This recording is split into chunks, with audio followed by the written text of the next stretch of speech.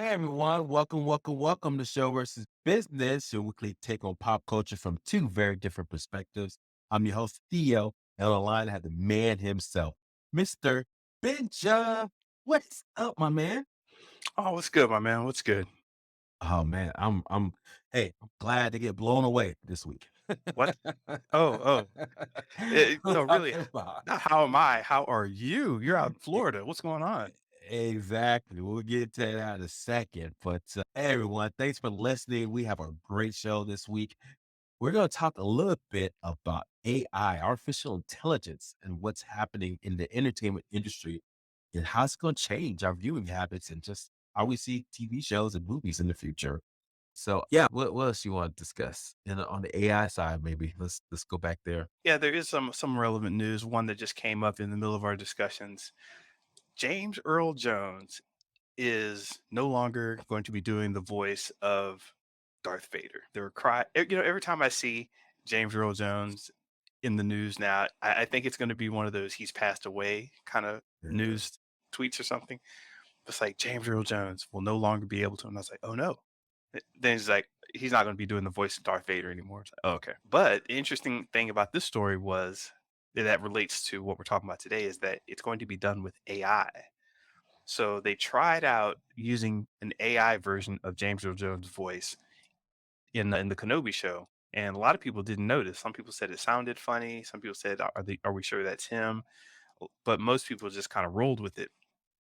And yeah, so they've already been testing his voice in the Kenobi series on Disney Plus. So he's signed off on it. He's like, "Hey, yeah, uh, for the rest of time or however long, you can use my voice as Darth Vader." And just he's what you need with voicing somebody is a large enough library of things they've said, and then the computer can chop it up, mix it, or whatever, and get them to say new things or different things. And yeah, he's basically said, yeah, just send me a check whenever you fire up the computer and have me say something that I didn't say. Well, first of all, shout out to James Earl Jones. Get checks in his Hopefully, 80s, yeah, man. yeah. How old is he, man? Well, So yeah, wait, I mean, look, they're gonna make Star Wars movies longer than we're dead. So shout out to James Earl Jones wait, getting money from the grave. take take I take a guess on how old he is. I was gonna say in his 80s, 82. He is 91 years old. Oh my God. So I shout know, out right? to James Earl Jones in his ninth decade on this planet, man, getting checks. I mean, yeah, man.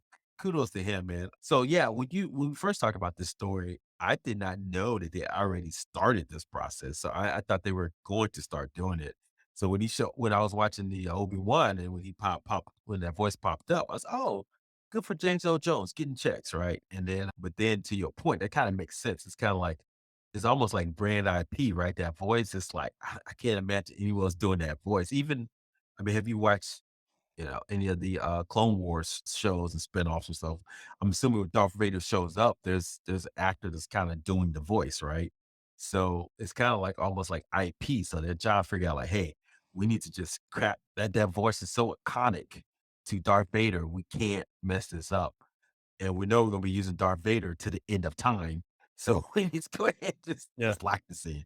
And so that kind of makes sense from a business standpoint. But man, yeah, man, we're gonna see more of this, man. I mean, I mean, think we'll talk about it later, but this actor that's coming back to iconic role, he said it's done, right? He's coming back to iconic role, and I'm like, well, shit.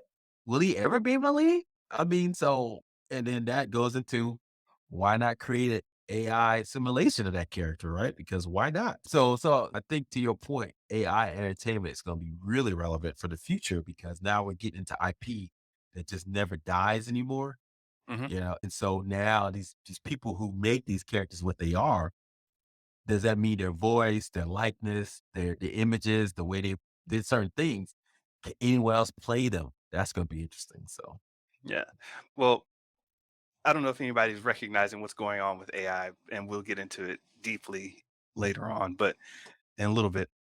But there was an contest or a state fair, and at state fairs they always have those little art contests. You bring in your art, you sign it up, and judges come by and they judge your art. Well, art made with artificial intelligence wins at the Colorado State Fair. What? And people are like, "Wait, what? How is that? What? You just allowed this guy to create computer generated art. He went to some website, typed in some stuff, printed out the art, and you allowed that to win?" And they're like, "Yeah, yeah, it won. Go ahead." So this is where we are right now. And he judges awarded him first place and a $300 prize. Wow. As an artist, how do you feel about that? Winning the prize, I'm not so sure about that. Like I would have. That's an interesting call for him to win the prize. But and he says he made it totally clear to the officials that, hey, this is how I did this. And maybe they didn't understand and were like, yeah, sure, let's go. Art is art, whatever. Maybe they thought he was just using Photoshop instead of generating the actual art through a series of text prompts, right? Which is what Mhm. the software does. It's not like Photoshop. It's like you put in opera with a red tint and people you just type in a description and it gives you a bunch of options. And he just basically picked one of those and turned it into and printed it out basically and said that was my art. So how do I feel about it? Things like this happen where the first couple things slip by and everybody's kind of upset about it and then you get a new format. So I'm not terribly mad at it. It's only $300. It's not like I just won a Yeah. Sotheby's auction or anything. But and we'll definitely get into this in our discussion. But I am a fan of pushing forward, and I think this has pissed so many people off that I think we're really about to see a disruption in how content, media, and productions are done. It's been happening kind of slowly. I think it's about to really ramp up, Mm, and I'm here for it. I love it. I love it. Okay. So you're a fan. So more to come on that. But yeah, man, AI is here to take Th- the th- I- jobs, man. Does that sound weird to you though? Like a big art contest, and some guy just went to his computer, typed something up, and screw all the other artists, but this guy I wins. mean, maybe because I'm somewhat familiar with NFTs, and so we're kind of familiar with people making a lot of money off of digital art, if you will. Mhm. I wouldn't be surprised if that's starting to it's becoming mainstream, even though NFTs are kind of down right now. But people being more accepting of that. And so that's going to be kind of interesting to see. But no, not too concerned about it. I mean, I think sign of the times, right? So we'll probably see some of that. We'll see. It might go back to normal. But yeah, I mean, you know, valuation is in business, people, it's just an eye of the beholder, man. It's just like what do people believe has value? And art is more so than as you would know, right? More than anything. It's like this art is worth $1 million. This one's worth $1 because the color of the guy's hat's red. I mean, who knows? But if there's a story around why it's red, or that's really his blood, because you remember when he cut his arm, that's when he bled on it. And so Van Gogh, he really put his heart and soul into that. And that's why it's different. And so it's kind of like almost like the story around that art and that makes Mhm. it valuable. So whether it came from someone physically painted or digitally created, I think that's kind of what's I mean, you tell me. I don't know. It seems like that's what's generating like value with anything that comes with art that's subjective. Well, and a lot of times that is the actual value, like how it was created, what it was created, how audacious they were. The Like story. Yeah. exactly. And again, yeah, I didn't mean like the story. I'm sorry. When I heard you say the story, I was hearing like the life story of the artist or just why he The came up. story, yeah, the concept and the story. So this 10-year-old artist created this art that you never seen before. Okay, right, Boom. from the external point of view, I see. Yeah. So do you hear that? That gets your interest, right? I was talking to my brother-in-law this weekend about like, shout out to your story idea. I don't know if you remember this. We were doing screenwriting back in the Mhm. day. And I said, you got to come up with a concept when you're trying to write a screenwrite, a story that's going to get people initially in that first sentence. And you came up with a good one. I don't know if you remember this back in the day when we were thinking about doing some screenwriting together. You said, hey, and chaos ensues. Yeah. And I was like, hmm. And I told him that story, and he was like intrigued. And so I was like, look, whatever you create from a story, it's got to be so simple, easy. The conflict got to be inherent in one sentence that just blows your mind that you want to. get it back, get into that story, right? And so Yeah. I think that's kind of similar to art or just anything. Even my business, I've been talking to investors and stuff. It's got to be that story's got to be so intriguing that people want to dig deeper. It's kind of like you get to that first layer is just get the attention, right? And then when you Yeah. get the attention, then you got to build that interest that supports that story. And then you get deeper and deeper till it gets desire and desire. You create fear of missing out. People, I got to grab it until they Yeah. finally put money in your business, buy your art, buy you as a person. So I mean, I'm talking more high level, but Mhm. I'm starting to learn this myself because I'm realizing that that's how you got to figure out how to create value when it's done. A lot of that is just running your mouth. Yeah, I just imagine people walking through the art fair and some guy like, "Huh, that's an interesting piece of art. I must have done it on his computer." And some other guy comes up, "Dude, he didn't just do it on his computer. He let the computer do it. It's AI Exactly. art." And they're like, "Really? Interesting. Computers can do this?" And everybody's just kind of looking around at each other like, "A computer did that? Yeah, yeah." So yeah, And I now can you see it. create the interest, and then now you got little people talking about it. Now you got create what's fear of missing out. So now someone's like, I might bid on that. I might bid on that too. And now you're creating this little bubble. This guy charged $750 for this print. Well, Interesting. yeah. I bet he sold. So go ahead. So I bet he sold it for big money. Yeah. I love it, man. Sales So, now. I mean, I think that's the key to this thing, man. It's all about that story you tell. And if you can kind of create that story and the relevance and people are attracted to that, yeah, man, you can sell people what they say you can sell ice water to Eskimos, right? And so that's the goal. So I'm learning more and more about that. All right. One last story I got is Mr. Benja. Our robot overlords are ready to take over. You What? know how I know? Elon Musk unveils prototype of Tesla's humanoid robot, Optimus, says it will cost less than a car. So Elon Musk literally on Friday did their Tesla's, I guess it's going to be annual thing, AI kind of event.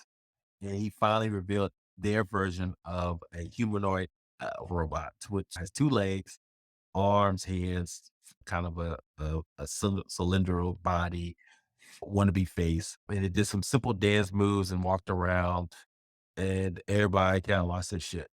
So they were like, hey, this is crazy. Obviously, we saw the dog versions of these things, 4 legs running around after people. We've seen versions of this, but not like this, like an actual company put money into making this. Business story wise, kudos on all of Elon Musk being the marketer he is, just selling the vision of what robots could look like, which we've seen from sci-fi. So kind of selling that vision, talking about what it will cost, which is brilliant because now he said, look, if you it costs going to be cost $20,000, which is less than a Tesla. So now he's already kind of tagged a price to your own personalized humanoid, right? Anchor, Mhm. there's a concept in selling called anchoring, right? Have you Yeah. heard this concept? Uh-huh. Well, yeah, well, you get kind of like anchor a price in people's mind before they actually sell it, give them the price. And Mhm. so now they're like, oh shit, if I got a Tesla, I could get one of these robots. Matter of fact, I was with my son watching it. He said, oh, that's cost less than a Tesla? 6 years old. He already got that right away. He's like, Yeah. oh, that's not bad. So, Nice. and then you didn't tell him the benefits of having you. So my son was like, what's the benefits of this robot? So Elon talked about that. Like this can pick up a ton. It's really going to be mostly for factory work eventually. But someone like Tesla is thinking like, hey, if we're going to go mine asteroids, we can use robots in asteroids environments, mining planets, a meteor, asteroid, excuse me, getting material. And so anyway, kudos to him. I'm glad I got Tesla stock because he's always trying to think ahead. And so I think this is from a business standpoint in line with that. But as we talk about AI, Mr. Benja, is there anything about the story that is interest of you and how this can affect the future of what we think things go? Well, the first thing I thought of was when the little 9-year-old kid was playing chess against a chess robot, and he reached for a piece, and the chess robot thought it was the chess robot thought it was his turn, not the boy's turn, and ended up grabbing the kid's finger instead of a piece and broke his finger. Oh, oh. I'm just imagining a big robot and you're reaching for something, and the robot's like, Ah, yes. There's my towel. It's like, "No, it's my hand." There will be mistakes and there will be blood. Gonna Oh, we blood. it's it's gonna be interesting, man. Yeah. There's just no way around computers doing something that is just completely unexpected. That's just how the technology works, and I'm here for it, and I wanna see the applications because you say factory workers, but it's like maybe there's like the big three areas where stuff always gets used. Any technology, pornography, games, and war. I mean, The pick three. yeah, You're on fire today, man. I love it. this is that's just kind of how it is. So people will get other applications like, hey, well, like you remember the what do you call it? I forgot the Segway when they had the Segway motorized gyro two-wheel roller thing. When that first came out, they're like, yeah, you're just going to be able to go here and there, and it'll be great. Nobody wanted to use that thing. Suddenly, the post office was like, hey, we're postal workers. We could use that. And postal workers started using it. I don't know if it just kind of came out of nowhere. So that may have been one of the things that kind of saved the company.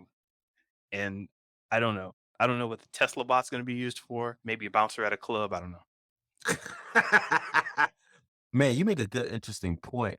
And Elon Musk was really against super intelligence, right? Mhm, So when the singularity occurs, right, when artificial intelligence exceeds our intelligence, right, mhm, and it can replicate their intelligence, the fear is something innocuous as or innocent as like the way I kind of envision is like people are like, oh, worry about robots killing us. It's not so much they kill us.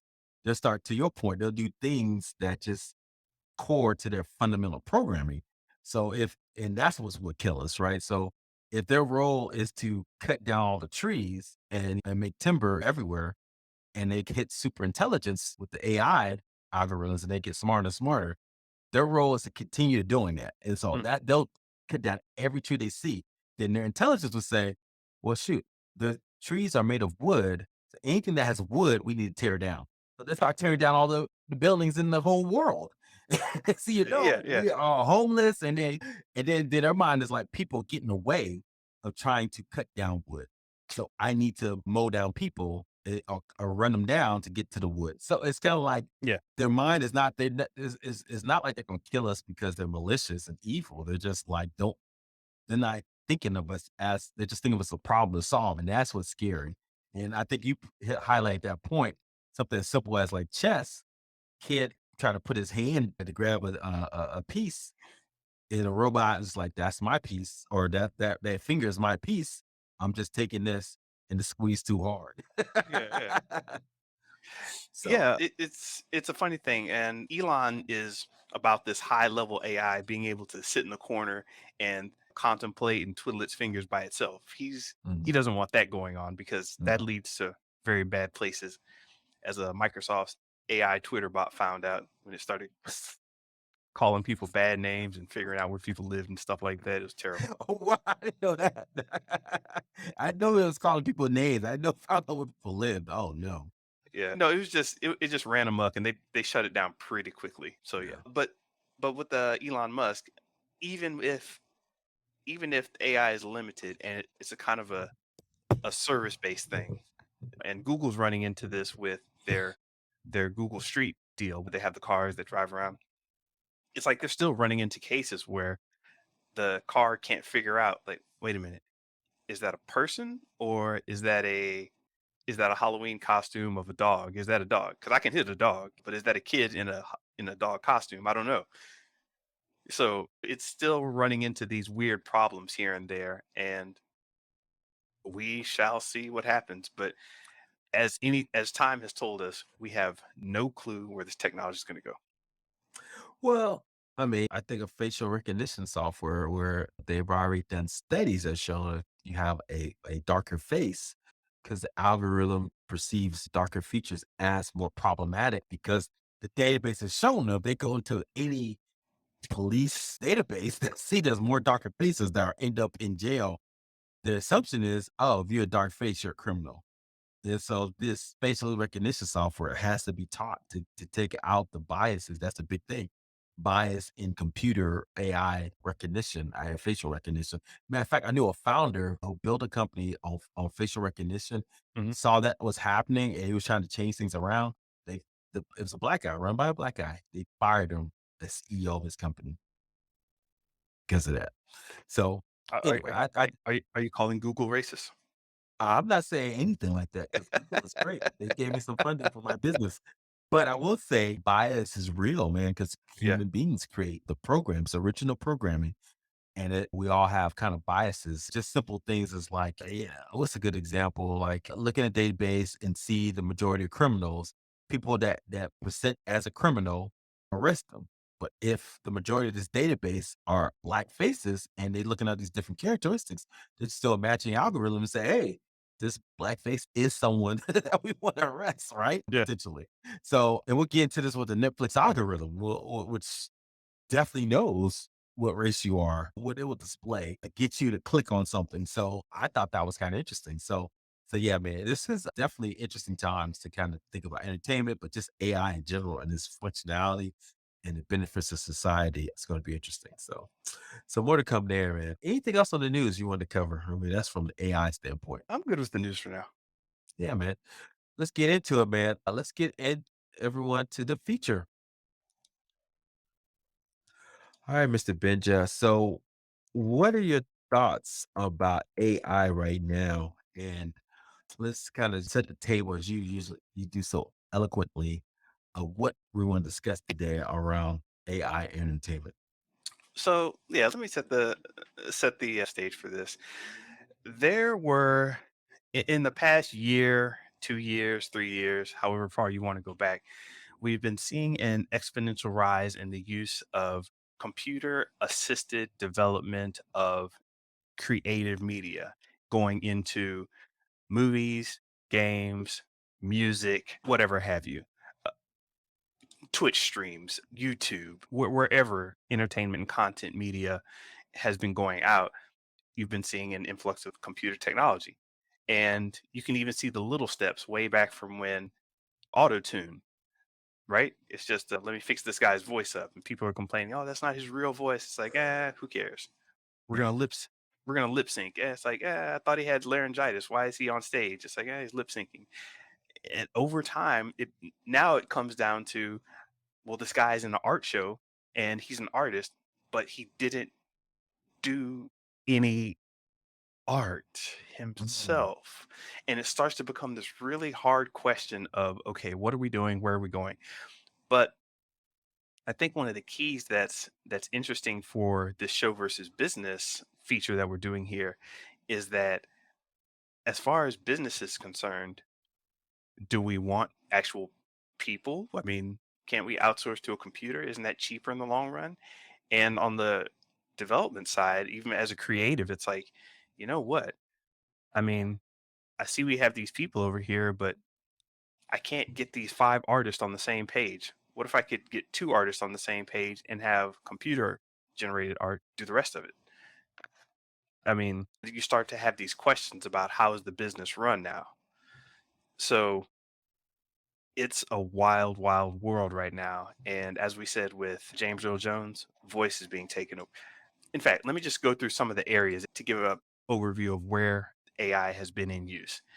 mhm, Short answer, everywhere. Everywhere in your computer media, the media that you're getting online is everywhere.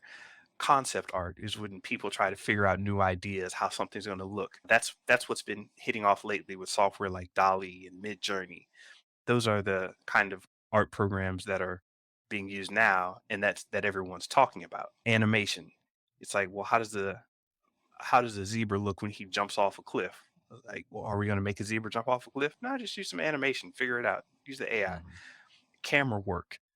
You could set up drones with AI cameras to follow you around. And if a tree gets in the way, it'll move around the tree. It's using artificial intelligence to figure that out. Same goes for 3D work. If you want something to look a certain way, you can have AI figure out the best camera angles and not have to spend a lot of money and time actually filming these camera angles. Let the computer try it out. mhm, Audio, voice adjustments. In video games, we've been using technology to populate like worlds like GTA for a while.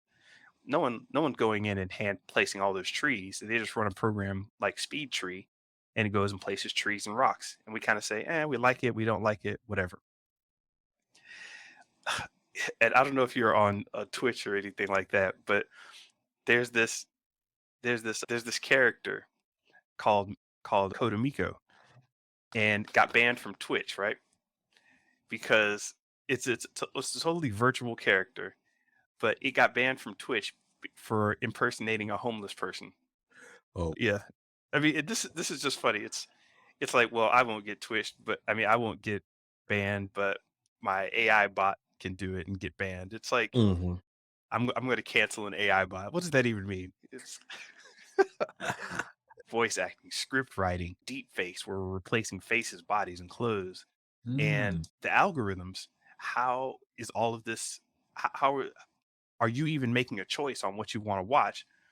Is the studio making a choice on what you want to watch? Or is a computer program making a choice? The list keeps going on. Oh, and we forgot about this piece of news from 2 years ago.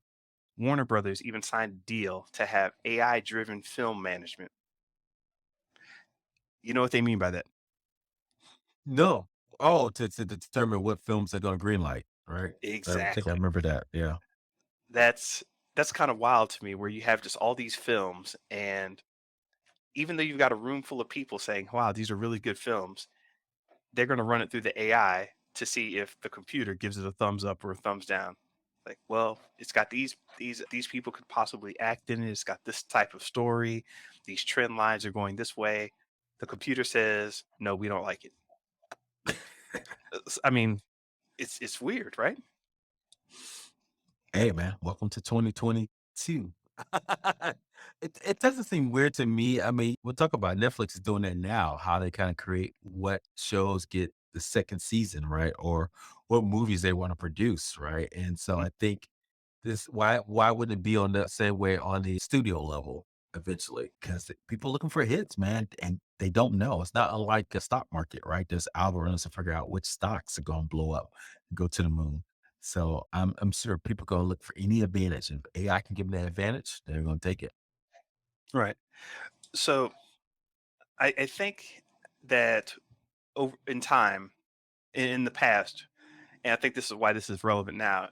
In the past, we've seen it more like AI has been more like a tool, to where it's like, oh well, no one needs to go through and place all of these trees by hand in this background. No one needs to go through this big Lord of the Rings battle with all these orcs. No one needs to animate every orc. There's thousands of them, literally. No one needs to animate all that. Let AI do it. So I see it moving from a tool in the past to all of a sudden, well, wait a minute. This is not a tool for creatives. What if it was the creative? And I think that's where it's starting to get interesting, because suddenly you can cut out a lot of creative talent. And I mean, they've already been working hard and been under the gun, right? For like, hey, we need to create all these visual assets, and where are all my VFX artists? It's been hard for them. And suddenly it's like, what? We're not even going to let up, because now we're going to move into creative. Mhm. Mm. No, That man. Well said. can you can as a business person, is there any reason why you would want to stop this? No, not at all.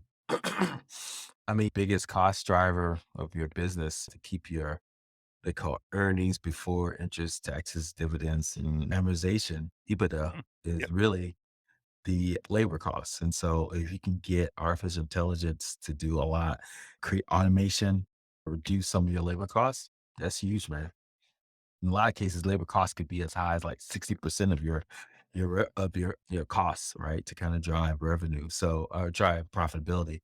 So I think that makes sense from a business standpoint. I mean, I would definitely, I mean, we're trying to leverage that in what I'm doing, right? In the healthcare space. So we can talk about it. I mean, VFX folks over at Marvel, you know, that's being used extensively, right? Any big movie now has VFX, even TV shows, man. There's some examples like basic TV shows you would think would even need it, like Yeah. so called The Old Man or something like that, are using VFX budgets, right, to kind of create these interesting CGI Yeah. environments. And they're saying VFX folks are like burnt out and they're getting Yeah. tired of doing all this work. And so now artificial intelligence can that come in and create a lot of the imagery that they're looking for at a fraction of the cost. Yeah. So basically, just to recap that thought for a second, you have these artists who go to school, they spend a lot of money on these computers to learn and the software to learn Photoshop, to learn Illustrator, to learn Shake. I don't know if anyone's still using that. All these software packages, right? That people buy and start using to build out these 3D systems, Maya or whatever, ZBrush, etc. I got to throw a couple in there because my art friends will be listening and get mad at me if I don't say it. But yeah, they're going in, they're using all these tools and they're good at it, but they're getting burnt out. And that's when you hear VFX, that's generally what you're thinking about. People sitting behind a desk trying to figure out how do we make this scene get colored properly? How do we make this explosion look realistic? How do we make the punch how do we make the punch look real? How do we make it pop on screen? There's so much that goes into it, even for films that don't seem like they're very I mean, we're not talking about The Matrix. We're talking about regular films. Regular it would seem like there's a guy walking through a forest. It's like, why would you need VFX for that? Hey, maybe they want the sun in a different position. Maybe they want him to be wearing a different color shirt. Maybe his hat says something that it shouldn't, and they want to rewrite the text on the hat. Mhm. VFX artists come in and start fixing all this stuff up. And when I say it's everywhere in films, just watch the credits and you'll start noticing that wow, they put it everywhere. It's just all over the place. And you've got that's your VFX. Suddenly, your other acronym AI, artificial intelligence, comes in and starts doing all this work. This is really upending the industry right now in the same way that like photography started upending fine art back in the day. Because you used to have people sit around and would draw, paint, or whatever, and that'd be the high watermark for representative art, right? Somebody painted Mhm. something and it got real. Once photography came out, artists were pissed. It's like, this isn't real art. How dare you consider this over a painting of da da da? It's like, look, dude, I just want a picture of the Capitol building with us standing in front of it. All right. I don't need to actually go stand in front of the Capitol building for hours. I can just have a photographer, boom, gets a shot, let's go. Mhm. So this isn't an old thing. I'm just really curious to see how it plays out for the entertainment media. Yeah, I love it, man. That's for doing that deep dive on like VFX and what they're doing and how that's affecting protection values and stuff like that for the future. So, I mean, from a business standpoint, like I said, I think there's some value there. So, one example I want to kind of deep dive into is like the moving on to the Netflix algorithms recommendation engine, or Mhm. NRE is what they call it. It's made up of algorithms that filter content based on each individual user profile. The engine filters over 3,000 titles at a time using 1,300 recommendation clusters based on user preferences. It's so accurate that 80% of Netflix viewers' activity is driven by personalized recommendations from the engine. It's estimated this engine saves Netflix over $1 billion per year in customer acquisition costs. That was back in 2016. So there's a lot of word salad there, but it just basically is telling us that look, having a way to keep people on the platform is critical to Netflix because they Mhm. have a subscription service. And the longer you stay on the program, the more they make off of you, right? If you Yeah. cancel like Mr. Benja out of the blue, that's what they Sorry. call a churn, and they can't make that money off of you. So they gotta figure out ways to keep you interested, right? So I think for a long time, the way they keep you interested, Mr. Benja, was the recommendation engine always gave you some good anime to kind of just lean back and while you're doing your art or doing work, you can just play in the background, right? Yeah. Whereas for me, the way they kind of keep me probably engaged is like some interesting thing, some new show about some interesting sci-fi or something, and Mhm. with a black lead on the cover. Oh, I'll go check that out. Yeah. The way to keep my wife interested is having some kind of documentary about someone that killed somebody. They had to Yeah. figure out who did it. And so it's like that's what the engine is doing the goal is to keep people on that platform as long as they can so you can constantly pay them their fees, their monthly fees. And anybody that churns that costs them money. And so when they talk about customer acquisition costs, The goal in this business when you're trying to when you look at the what they call unit economics of trying to build a business is you want to make sure your lifetime value is much, much greater, which is how much money can I get out of Theo? How much money can I get out of Mr. Benja Yeah. by staying on this platform is much, much bigger than how much it costs to get Mr. Benja, right? And so, Yeah. or Mhm. and so that's what they're trying to do. And that's what that $1 billion cost is basically now because I can keep Theo on for like 2 years. I don't got to find like 10 other Theos to replace them. So I don't have to spend as much money in customer acquisition, go find a Theo, right? Because now I have Theo in the bag. So that's kind of what they're doing with this recommendation engine. And then I think I put in here some notes around like some of the data Netflix that they're tracking Okay. time and date a Netflix user watches a title, user profile information such as age, gender, location, the device they use to stream, if the show is paused, rewound, or fast forwarded. So that's an interesting one because they have statistics now on there that show you hours streamed. Yeah. But the interesting thing about that, they don't tell you if someone watched it for a minute or like for 30 minutes of a 30-minute show. So what if Right. they watched it by accident? They just say, oh, that minute, that counts. Yeah. Throw that in.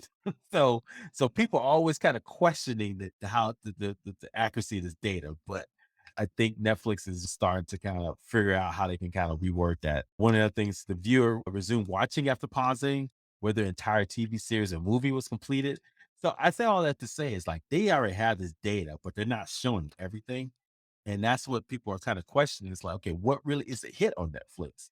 Because they have all this data. And so when they make recommendations, like there's a show that they recommended, what's it called? Have I ever? Right. And it's about an Indian young lady going through high school and figuring out what she likes and doesn't like. So this fourth season. And you're like, wow, how did they get a fourth season? The algorithm, baby. They know who's Yeah. watching it, how long they watch it.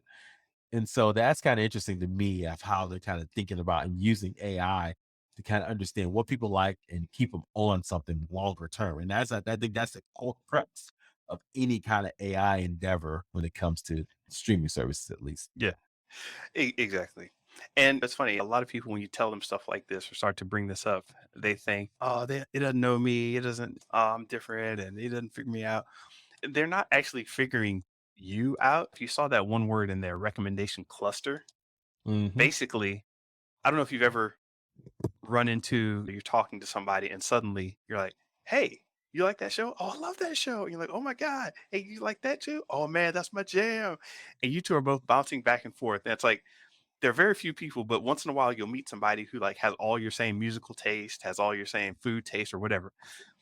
What the algorithm is doing when they talk about recommendation clusters is not worried about you specifically. They're just looking at two separate people like, hold up a second. These two people really love these two shows. They always watch for this long. They watch it late at night. They're both this and this. And they start creating these little profiles of just different people. And you get a cluster, basically, a lump of people that says this is this type of person. You may fit in exactly or to some degree or whatever or not, but basically, I can just market to that cluster and that whole cluster of people. It's like it's not terribly concerned about you in particular, and people that's where people get freaked out. But it's like no, no, no. If the algorithm is doing good and it's figuring stuff out, it's because there are more people like you than you think. Hmm. Hmm. And to your point, I mean, they name these clusters, right? High profile men who like sexy vampires or something like that. Yeah. And they're like, oh shit, a lot of them like this type of show. And there's like 5 million of them on our Yeah. platform. And they watch it all the way through. This show about sexy vampires gets second season easy. It's like, They how's that a thing? It's like, yeah, well, it's a thing. and to your point, they said I read somewhere that Millie Bobby Brown? Yeah. She from Stranger Things. She's probably her and there's another person are one of the few folks that's probably Netflix algorithm movie stars, right? She's constantly getting stuff. They renew. They don't do a lot of sequels or movies for Netflix. She's already got a sequel for her Enola Holmes, basically the sister of Oh, yeah, Sherlock I've heard of that. Holmes, just got renewed. And it's like, I mean, got green light for a sequel. That's unheard of. Netflix doesn't do sequels, right, for their movies. And obviously, she's in Stranger Things, so their algorithm knows that people like her, And so they're just putting more money into projects she does. So is she the first kind of, because someone listened to this, shout out to town, Matthew Bellamy, he used to be over Hollywood Reporter. He Mhm. writes his newsletter. He talks about this. He says, what is really a movie star now, right? I mean, it's like back in the day, it would be like you would be a movie like Tom Cruise. You get a movie, blows up, Top Gun, you're a movie star, right? Everybody Yeah. loves you. Will Smith, Denzel Washington. But now you see actors moving between TV, streaming, movies, and you're like, who's popular now? Yeah. The Netflix algorithm cannot predict who will be a movie star based on watches. And I'm a big firm believer in it only because I think behavior is a true indicator of who you really are, right? You can tell Yeah. people, yes, I'm a truth teller. I love this. But what you do, and that's why Google's powerful, what you search for, what you do Mhm. is more indicative of who you really are. And so Netflix does understand that for their viewing patterns. So can they create the next Hollywood movie star by the algorithm? Why Yeah. not? Now let me ask you this. Would you be comfortable with watching Netflix, right? And your time is valuable. You don't like things that are overly drawn out. Let's say you're watching a Netflix movie and based on your profile, it says, you know what? Theo and everybody else in this little cluster that we've got worked out, they always cut out of the movie early. Let's make a shorter version for Theo. And when he watches it, it's a little shorter. And when I watch it, I have some extra scenes in there because I usually do it a little differently. Or maybe there's a really gory scene that I might get triggered by or that you're into. Probably the other way around because I'm into weird shit. But but what if they like cut out a whole scene because it was like too much, or they played the PG version and I didn't ask for it to do that. It just did it. Does it start to get weird for you then? Well, we talked about this, or maybe we haven't, or maybe listen to a podcast, but they've already done that. Previous seasons of Stranger Things, they literally taken out certain sections that they felt were too triggering to people from Right. previous seasons. Mhm. So they're already going back into archive and editing things at a broader level. So what's different between editing it based on who's viewing it? Why not? So that's weird. Streaming can is really changing the perception of what if someone said the F word like 5 years ago on Netflix? Why can't they go back and take it out? You know? And Exactly. so Yeah.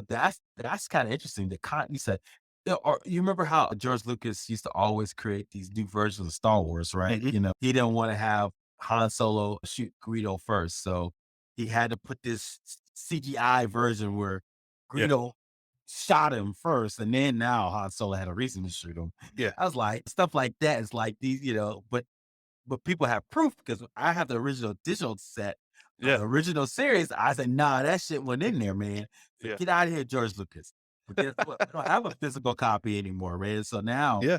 our memories are going to be changed, when we go back and watch these old episodes, like I was watching Game of Thrones, we watch where they went and they changed Oh, some scenes. And I'm dog. like, oh, I thought this happened. Oh, I guess it did happen that way. So now our perception of the content is changing when we go back to watch it. I didn't think of messing with memory until you just mentioned it the way you did right now. Because if I mean, there could be there's little stuff that changes all the time, by the way. Yeah. I mean, if it's like the coloring is slightly off, it'll change. If a translation's off, that might change and you'll never notice. So they fix up graphical errors all the time. Like I don't know if you remember the Book of Boba. Wait, it was Boba Fett. Yeah, the Book of Boba Fett, the pants guy. Oh, yeah. You remember the pants drama? Some guy with jeans, just his leg was like in the scene, and people caught it, and like the next day it was gone. They're like, "Hey, what happened? I thought you said it was here." It's like, nah, they went in and scrubbed that. Yeah, matter of fact, real talk. I was looking at an old episode of Game of Thrones, and there was a scene where it's supposed to be a Starbucks coffee cup there. I didn't see it. Oh I yeah, don't know if you remember that. It was a big I remember. controversy at the time. Yeah, So, yeah. So now that we've got the ability to kind of change everything, we're updating on the fly. We're using AI to create a lot of this stuff. The question that really gets me, and the thing that I don't know if it bothers me or not, but after do you start reverse engineering for a particular result? Like We want people to show up to the theaters on a Friday. We want people to show up on a Tuesday, and we're going to start reverse engineer. I mean, showing up on a certain day is kind of weird, but I was getting at like you're aiming to a certain market because you want them to show up on a certain day. So the AI starts to figure out the market wants it this way. I mean, the market, the marketers want it a certain way.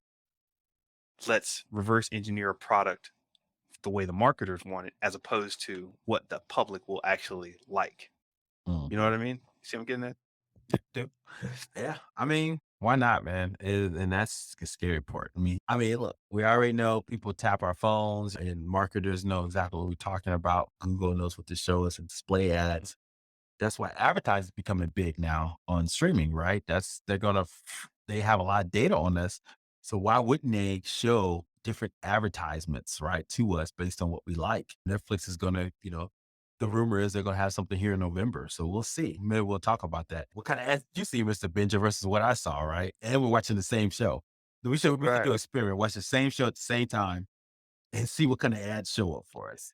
That's gonna blow our mind. Watch. And so I think there's gonna be stuff like that are gonna leverage this data to kind of influence us. So I mean, it's a sign of the times. I mean, as long as you aware of that, I mean, I think you just have to realize that's just kind of what it is with your entertainment. They're gonna know more about you and figure that out.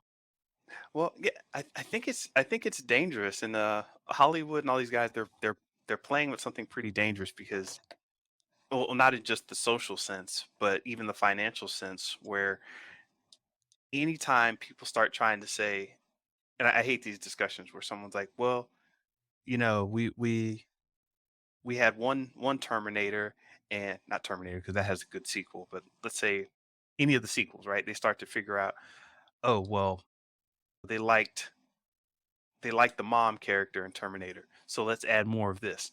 Oh, they liked the kid when he did this, well, let's add more of this. And they keep looking at it and saying, well, they like this, so let's add more and let's do this way. And then when you watch the product, you're like, I don't like this. And then everyone's confused because, well, wait, we put in everything you liked. And it's like, dude, I like cheesecake and I like ketchup. I don't want them together in the same. Yeah. And you start to lose the artistry. And I think we're already kind of there, man, in terms of losing the artistry. It's a lot of people are reverse engineering. Shout out to Lifetime Television and the Christmas series of movies that's coming out. Yeah. Well, we should put that out there, man. All the list. I love it. It's like any type of Christmas movie. But I mean, but shout out to music. I mean, I put this yours and maybe cover another time on the show, but they're saying hip hop is losing this hold, a stranglehold on the streaming services because it all starts to sound alike, right? The same kind of chords over and over again. They say pop music in general is there's just this quality that doesn't really hold your attention. It's nice and pleasant to listen to, but is there anything there with it? And so art in itself, there's no quality to it, right? And so it can kind of feel it's based on every even art now, the TV shows, movies we're watching now is based on something else. Yeah. The two things that are hot in TV right now, Game of Thrones and Lord of the Rings, based on previous IP that Yeah. they're recreating, and it's not the same as the original. And you're like, oh, blown, your mind is blown. It's like now we're getting copies of copies, right? And that's never good if you ever try to do that. Yeah. So I do feel like it is cheapening. So when you got AI throwing the mix and you got the business angle taking advantage of that, you just throwing it all in there, just this goulash, if you will, is creating content and entertainment that is not as entertaining. And it's almost like what is that? You gotta get more of it to fill up, right? It doesn't have a Yeah. good nutritional value. You gotta eat more of it. And so it's kind of like we gotta consume more content in order to get that same joke you got from the Red Wedding or same joke you got from watching Star Wars at the same time. Yeah. Ugh, I gotta see Luke Skywalker say about my father, but I can't get it no more. So I gotta watch all this other stuff, right? To just maybe get a little taste of that. And so I don't know. It's interesting. Yeah. I don't know why, but I guess we're gonna see a lot of homeless artists out there. And In the y- streets. yeah, in the streets, because I mean we're coming down to brands, right? Where you can't. you can't like a work as much just because it's been developed by. I mean, and trust me, we are on the early stages of AI product development. We're on the early stages of it, so it's about to get crazy. So now you're going to see. I'm guessing you're going to see more brands come forth where it's like, hey, if you like this, you just stick with this brand because it's catered to this recommendation cluster. It's catered to this type of audience. You just stick with the brand, you'll be safe. Even if it's not as good a quality product, we're just going to drag you this way, whether you like it or not. Whether it's Kanye Mhm. West, whether it's Marvel, whether it's Star Wars, whether it's Stranger Things, whether it's Drake. Like, I'm sure there's a artist out there who I might like better than Drake, but I'm listening to Drake just because I ain't going through all that. I ain't got time to be sitting around in the depths of Spotify getting wasting my bandwidth.